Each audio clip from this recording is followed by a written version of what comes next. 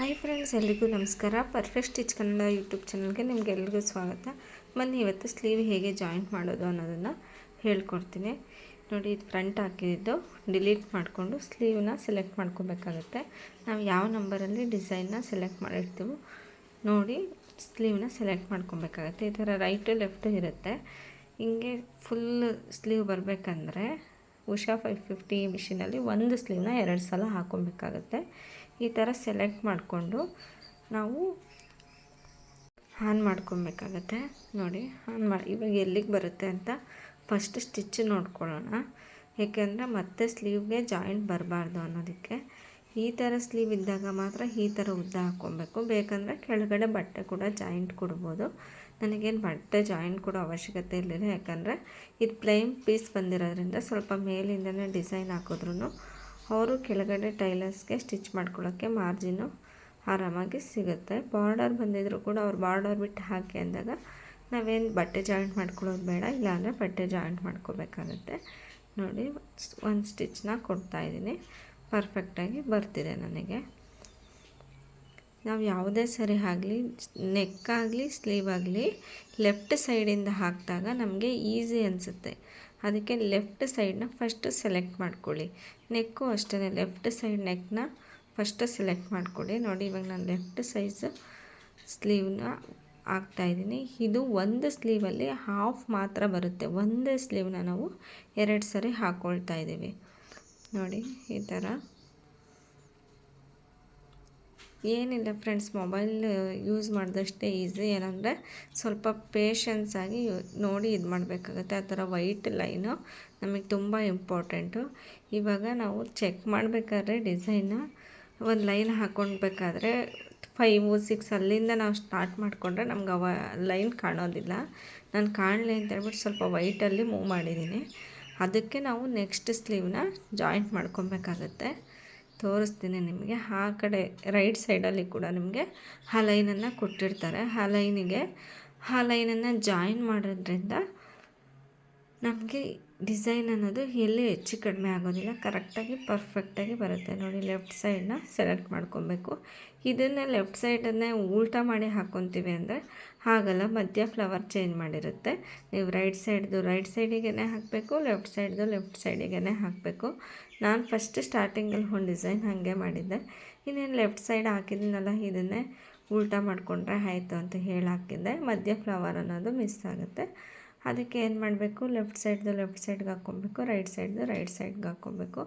ನಂದು ಟ್ರೈಪಾಡ್ ಸ್ವಲ್ಪ ಪ್ರಾಬ್ಲಮ್ ಆಗಿದೆ. ಅದಕ್ಕೆ ನಾನು ಒಂದೇ ಕೈಯಲ್ಲಿ ಫೋನ್ ಇಟ್ಕೊಂಡು ವಿಡಿಯೋ ಮಾಡ್ತಿರೋದ್ರಿಂದ ಸ್ವಲ್ಪ ನಿಮಗೆ ಅಲ್ಲಿ ಇಲ್ಲಿ ಹಾಕ್ತಿದೆ ಅನಿಸುತ್ತೆ, ಅಥವಾ ಕರೆಕ್ಟಾಗಿ ಬರ್ತಿದೆಯೋ ಗೊತ್ತಾಗ್ತಿಲ್ಲ ನನಗೆ.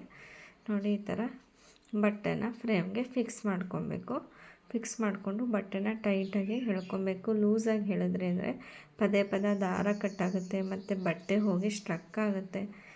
ಬಟ್ಟೆ ಒಂದು ಫ್ರೇಮಿಂಗ್ ನೀಟಾಗಿ ಹಾಕಿದ್ದೀರಾ ಅಂದರೆ ನಿಮ್ಗೆ ಅರ್ಧ ಡಿಸೈನ್ ಚೆನ್ನಾಗಿ ಬಂದಂಗೆ ಲೆಕ್ಕ. ನೀವು ಬಟ್ಟೆ ಏನಾದರೂ ಫ್ರೇಮಿಗೆ ಕ್ಲೀನಾಗಿ ಹಾಕಿಲ್ಲ ಅಂದರೆ ಡಿಸೈನು ಒಂಥರ ಸುಕ್ ಬಂದಂಗಿರುತ್ತೆ, ಪದೇ ದಾರ ಕಟ್ಟಾಗ್ತಿರುತ್ತೆ. ಆ ಥರ ಪ್ರಾಬ್ಲಮ್ ಆಗೋ ಚಾನ್ಸ್ ಇರುತ್ತೆ. ಅದಕ್ಕೆ ನೀವು ಬಟ್ಟೆ ಎಲ್ಲೂ ಸುಕ್ ಬರ್ದಿರೋ ರೀತಿ ಫ್ರೇಮ್ಗೆ ಅಡ್ಜಸ್ಟ್ ಮಾಡಿ ಹಾಕ್ಕೋಬೇಕಾಗತ್ತೆ. ಒಂದು ನಿಮಿಷ, ನನಗೆ ಫೋನು ಕೈಯಲ್ಲಿ ಇಟ್ಕೊಂಡು ಹಾಕೋದು ಸ್ವಲ್ಪ ಕಷ್ಟ ಆಗ್ತಿದೆ, ಒಂದೇ ಕೈಯಲ್ಲಿ ಹಾಕೋದು. ನಾನು ನಿಮಗೆ ಮತ್ತೆ ಫ್ರೇಮ್ ತೆಗೆದು ಹಾಕಿ ತೋರಿಸ್ತೀನಿ. ನೋಡಿ, ಬಟ್ಟೆ ಫಿಕ್ಸ್ ಮಾಡ್ಕೊಂಡಿದ್ದೀನಿ. ಬಟ್ಟೆನ ಫಿಕ್ಸ್ ಮಾಡಿಕೊಂಡು ಮತ್ತೆ ಸ್ಟಿಚ್ ಈ ಥರ ಲೈನ್ ಬಂದಾಗ ಐರನ್ ಮಾಡ್ಕೊಳ್ಳೋದೇ ಬೆಟರು. ಯಾಕೆಂದರೆ ಬಟ್ಟೆ ಸುಕ್ ಬರುತ್ತೆ. ನೋಡಿ, ಕೆಲವೊಂದು ಪೀಸ್ಗಳಲ್ಲಿ ಆ ಥರ ಬಂದುಬಿಟ್ಟಿರುತ್ತೆ. ಆವಾಗ ನಾವು ಐರನ್ ಮಾಡಿಕೊಂಡಾಗ ಸರಿಯಾಗಿ ಕೂತ್ಕೊಳ್ಳುತ್ತೆ. ಆ ಥರ ಬಂದಾಗ ಕಂಪಲ್ಸರಿ ಐರನ್ ಮಾಡಬೇಕು. ಏನಂದರೆ ಕರೆಂಟ್ ಇಲ್ದಿರೋದ್ರಿಂದ ನಾನು ಬ್ಲೌಸ್ ಅರ್ಜೆಂಟ್ ಕೊಡಬೇಕಿತ್ತು. ಅದಕ್ಕೆ ನಾನು ಹಾಗೇ ಕೈಯಲ್ಲೇ ಇದು ಮಾಡ್ಕೊಂಡು ಹಾಕೋಣ ಅಂದ್ಕೊಂಡು ಹಾಕ್ತಾಯಿದ್ದೀನಿ. ಮೂವ್ ಮಾಡ್ಕೊಂಡು ನೋಡಿ, ನಮಗೆ ಸ್ಟಿಚ್ ಅನ್ನೋದು ಎಲ್ಲಿಗೆ ಬರಬೇಕು ನೋಡ್ಕೊಬೇಕು. ನೋಡಿ, ನನಗೆ ಸ್ಟಿಚ್ ಅನ್ನೋದು ಅಲ್ಲಿಗೆ ಬರ್ತಿದೆ. ನನಗಿನ್ನ ಲೆಫ್ಟ್ ಸೈಡಿಗೆ ಬರಬೇಕು. ಆ ಕಡೆ ಮೂವ್ ಆಗ್ತಿಲ್ಲ, ಯಾಕೆಂದರೆ ಫ್ರೇಮ್ ಲಾಸ್ಟ್ ಇದೆ. ಆವಾಗ ಏನು ಮಾಡಬೇಕು, ನಾವು ಬಟ್ಟೆನ ಮತ್ತೆ ತೆಗೆದು ಫಿಕ್ಸ್ ಮಾಡ್ಕೋಬೇಕಾಗತ್ತೆ. ನೋಡಿ ಅಲ್ಲಿ ರೈಟು ಲೆಫ್ಟು ಇರುತ್ತೆ ಅಲ್ವಾ, ಬಟನ್ಸ್ ಕೊಟ್ಟಿರ್ತಾರೆ 4 ಮೇಲೆ ಕೆಳಗೆ ರೈಟು ಲೆಫ್ಟು ಆ ಥರ ನೋಡಿ. ಇಲ್ಲ ಕರೆಕ್ಟಾಗೆ ಬರ್ತಿದೆ ನನಗೆ ನೋಡಿ. ಈ ಥರ ಕೊಟ್ಟು ಲೈನನ್ನು ಹಾಕ್ಕೊಂಡ್ರೆ ನಮಗೆ ಕರೆಕ್ಟಾಗಿ ಬರ್ತಿದೆಯಾ ಇಲ್ವಾ ಅಂತ. ಅದಕ್ಕೆ ಒಂದು ಸ್ಟಿಚಿಂಗ್ ಲೈನ್ನ ಕೊಡ್ತಾರೆ. ಅದನ್ನ ಆನ್ ಮಾಡೋದ್ರಿಂದ ನಿಮಗೆ ನೋಡಿ ಆ ಲೈನ್ ಬಂದಮೇಲೆ ನಿಮಗೆ ಪರ್ಫೆಕ್ಟಾಗಿದೆ ಅಂತ ಗೊತ್ತಾಗುತ್ತೆ. ಕೈಯಲ್ಲಿ ಸ್ವಲ್ಪ ಬಟ್ಟೆನ ಇದು ಸುಕ್ಕಿರೋದ್ರಿಂದ ನಾನು ಕೈಯಲ್ಲೇ ಇದು ಮಾಡಿಕೊಂಡು ನಾನು ಹಾಕ್ತಿದ್ದೀನಿ. ಮತ್ತು UPS ಅಲ್ಲಿ ಕೂಡ ಈ ಮಿಷಿನ್ನ ರನ್ ಮಾಡ್ಬೋದು. ಅಂದರೆ ಅದು ಒಂದು ನೆಕ್ಸ್ಟ್ ವಿಡಿಯೋದಲ್ಲಿ ಹೇಳ್ತೀನಿ ಯಾವ ಥರ UPSಗೆ ಮಿಷಿನ್ ರನ್ ಆಗುತ್ತೆ, ಎಷ್ಟು ಕರೆಂಟ್ ಬಿಲ್ ಬರುತ್ತೆ ಅಂತ ಎಲ್ಲನ ಇನ್ಫಾರ್ಮೇಷನ್ ನಿಮಗೆ ಇನ್ನೊಂದು ವಿಡಿಯೋದಲ್ಲಿ ಹೇಳ್ತೀನಿ. ನೋಡೋಣ ಇವಾಗ ಸ್ಲೀವ್ ಆ ಲೈನ್ಗೂ ಈ ಲೈನ್ಗೂ ಕರೆಕ್ಟಾಗಿ ಜಾಯಿಂಟ್ ಆಗ್ತಿದೆಯಾ ಅಂತ. ಫಸ್ಟ್ ನನಗೂ ಸ್ವಲ್ಪ ಪ್ರಾಬ್ಲಮ್ ಆಗ್ತಿತ್ತು. ಆಮೇಲೆ ನಾವು ಜಾಯಿಂಟ್ ಮಾಡಿರೋದೇ ಗೊತ್ತಾಗಲ್ಲ.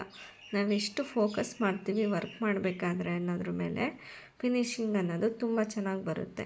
ನಾವೇನಾದ್ರು ನೆಗ್ಲೆಕ್ಟಾಗಿ ಆ ಕಡೆ ಈ ಕಡೆ 2 ನಿಮಿಷ ಟೈಮ್ ನೋಡೋಕ್ಕೆ ಹೋದರೆ ಡಿಸೈನ್ಸು ಹಾಳಾಗುತ್ತೆ. ಒಂದು ಸ್ವಲ್ಪ ಫೋಕಸ್ ಮಾಡೋದ್ರಿಂದ ನಾನು ಹಾಕೋ ಡಿಸೈನ್ಸಲ್ಲಿ ಇವಾಗ ಸ್ಲೀವ್ ಆಗಲಿ ನೆಕ್ ಆಗಲಿ ಜಾಯಿಂಟ್ ಮಾಡಿದ್ದೀವ ಒಂದು ಸರಿ ಹಾಕಿದ್ದೀವ ಅನ್ನೋದೇ ಗೊತ್ತಾಗಲ್ಲ. ಅಷ್ಟು ಕ್ಲೀನ್ ಫಿನಿಶಿಂಗ್ ಬರುತ್ತೆ. ನಿಮಗೆ ತೋರಿಸ್ತೀನಿ, ನೀವು ನೋಡು ಇರ್ತೀರ ಅನಿಸುತ್ತೆ ನೋಡಿ. ನೆಕ್ಸ್ಟ್ ಕಲರ್ ಚೇಂಜ್ ಮಾಡ್ಕೊಬೇಕು. ಕಲರ್ ಚೇಂಜ್ನ ಮಾಡ್ಕೊತೀನಿ. ಡಿಸೈನು ಪರ್ಫೆಕ್ಟಾಗಿ ಬರ್ತಿದೆ. ಇಷ್ಟೇ ಈಸಿ ಜಾಯಿಂಟ್ ಮಾಡೋದು, ತುಂಬಾ ಈಸಿ. ನೆಕ್ಕಿಗೆ ಇದು ಮಾಡಿಕೊಂಡ್ರೆ ನಮಗೆ ಸ್ಲೀವ್ ಹಾಕೋದೇ ತುಂಬ ಈಸಿ ಅನಿಸುತ್ತೆ. ನೆಕ್ಸ್ಟ್ ವಿಡಿಯೋದಲ್ಲಿ ಇನ್ನೊಂದು ಥರ ಮಾಮೂಲಿ ಫ್ಲವರ್ ಬುಟ್ಟ ಕೊಟ್ಬಿಟ್ಟು ಮಾಮೂಲಿ ಲೈನ್ಸ್ ಏನೂ ಇಲ್ದಲೆ ಒಂದೇ ಸರಿ ಹಾಕ್ಕೊಳ್ಳೋದು ಹೇಗೆ ಅನ್ನೋದನ್ನು ನೆಕ್ಸ್ಟ್ ವಿಡಿಯೋದಲ್ಲಿ ತೋರಿಸ್ತೀನಿ. ಈ ವಿಡಿಯೋ ನಿಮ್ಗೆ ಏನಾದರೂ ಇನ್ಫಾರ್ಮೇಟಿವ್ ಅನಿಸಿದ್ರೆ ತಪ್ಪದೆ ಒಂದು ಲೈಕ್ ಮಾಡಿ. ಸಬ್ಸ್ಕ್ರೈಬ್ ಮಾಡಿಲ್ಲ ಅಂದರೆ ಸಬ್ಸ್ಕ್ರೈಬ್ ಮಾಡಿಕೊಂಡು ವಿಡಿಯೋ ನೋಡಿ. Thank you.